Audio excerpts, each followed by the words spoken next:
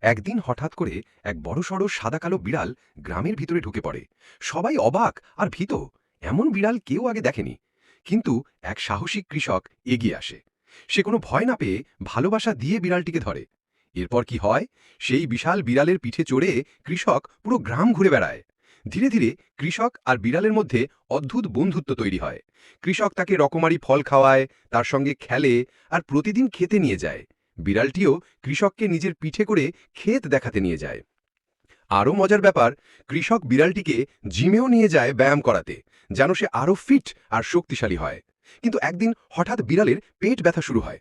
কৃষক খুব উদাস হয়ে পড়ে। তার প্রিয় বন্ধু কষ্ট পাচ্ছে। হঠাৎ সেই দিন সন্ধ্যায় বিড়ালটি একটি সোনার রঙের চকচকে বাচ্চা জন্ম দেয়। সবাই বিস্মিত আর খুশি হয়ে যায়। এত সুন্দর আর জাদুর মতো বাচ্চা কেউ কখনো দেখেনি। কিন্তু ঠিক তখনই বিড়ালটি হঠাৎ কান্না করে ওঠে। কেন? কারণ এই সুন্দর গল্পটি কেউ লাইক, কমেন্ট বা সাবস্ক্রাইব করেনি।